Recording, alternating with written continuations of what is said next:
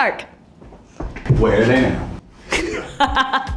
Over the span of nearly 2 decades, Linkin Park would release 7 studio albums, 5 live albums, 2 compilations, 2 remix albums, 3 soundtracks, and 10 EPs, moving a combined total of 100 million units. So yeah, Linkin Park was most definitely a force in the music industry. Despite having accomplished so much, vocalist-and-rhythm guitarist Mike Shinoda, lead guitarist Brad Delson, bassist Dave Farrell, DJ Joe Hahn, and drummer Rob Bourdon would find themselves without their friend and frontman Chester Bennington after he took his own life in 2017. Everyone was devastated over his loss, and for the next 4 years, the band would enter a hiatus that they're only just emerging from now. Want to learn what the future holds for Linkin Park? Then keep watching Where Are They Now?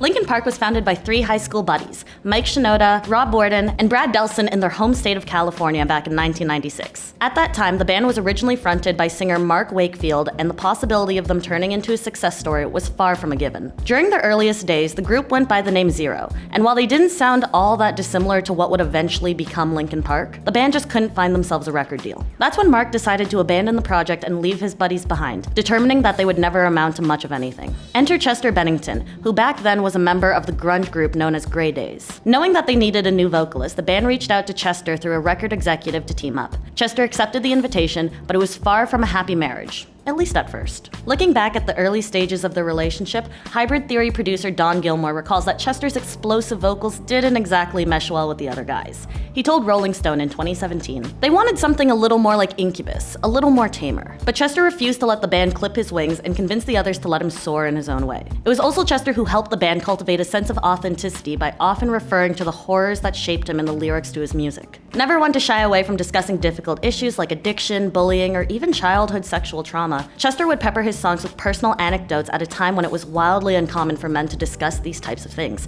I mean, just think about a song like Crawling from their debut album Hybrid Theory. It's a song that Chester always found difficult to perform live because of how much it pulled from his own issues battling addiction at a time when he felt like his life was falling apart. All of this helps explain why Linkin Park took over the world as quickly as they did once Hybrid Theory dropped in October of 2000. With the release of that album, Linkin Park became the defining band of a generation. By pairing rollicking guitars with Chester's distinctive screaming and Mike's lyrical bars, the entirety of the sound came together with a hypnotizing sense of originality. The release of Hybrid Theory would become the best-selling rock album since Guns N' Roses' 1987 album Appetite for Destruction, and the band's success would only continue to grow from there. While Linkin Park may have ridden the NuMetal bubble to fame and fortune, once they had established themselves as a force to be reckoned with, they were never afraid to step outside of their comfort zone. In fact, many fans of the genre marked their sophomore album Meteora as the beginning of the end of NuMetal, as songs like Numb and Breaking the Habit introduced the band to a whole new legion of fans. Over the following years, the band would continue to reinvent their sound as often as possible. Next, they teamed up with Jay-Z in 2004 to drop Collision Course,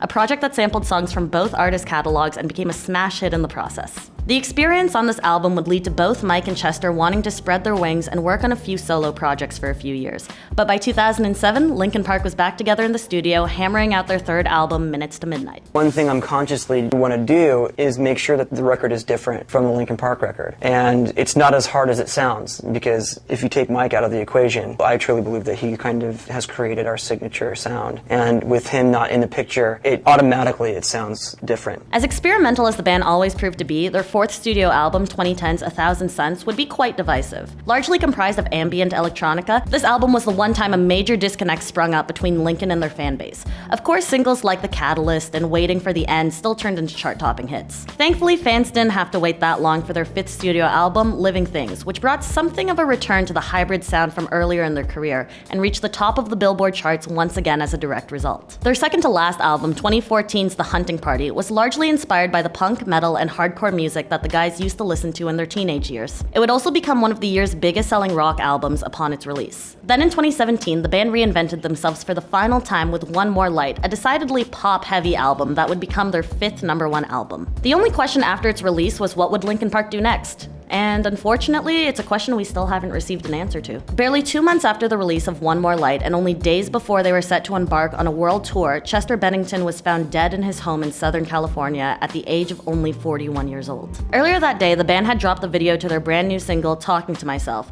so you can imagine how shocked Linkin Park fans were all over the world when hours later, they'd see an Instagram post on the band's page that would confirm Chester's untimely death. The next day, the band canceled their world tour. They held one final tribute performance in honor of their fallen friend, and then went on an indefinite hiatus to take the necessary time to grieve over their loss. I want you guys to sing it so loud that Chester can hear you. Are you ready to do that?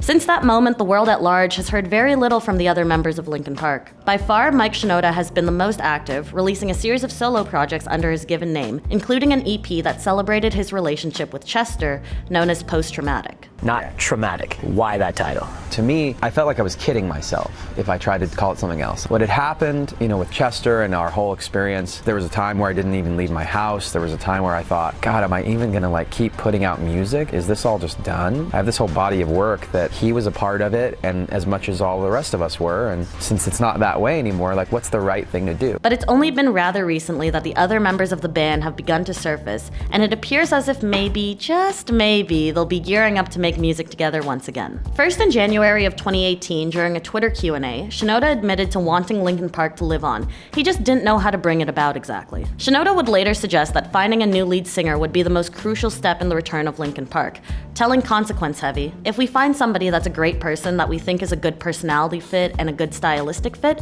then I could see trying to do some stuff with somebody. Not for the sake of replacing. I wouldn't want to ever feel like we were replacing Chester." Then, only a few months ago, bassist Dave Farrell was speaking with the online series Dan Really Likes Wine when he revealed that the band had been back together writing songs with one another before the pandemic hit. Finally, in recognition of Hybrid Theory's 20th anniversary, the band re-released a special edition of the album and dropped the song She Couldn't, their first release in close to 4 years. A few months later, they drop a remix of One Step Closer in early 2021. This is the first of many planned new remixes to come, but as for the rest of the story and whether or not any actual new music is on the horizon, well, that's a story for another time. After all, this is Where Are They Now? My name is Christine Sulit, and if you enjoyed this video, please remember to like and subscribe, and I will see you all in the next video. Boom! I always wanted to do that.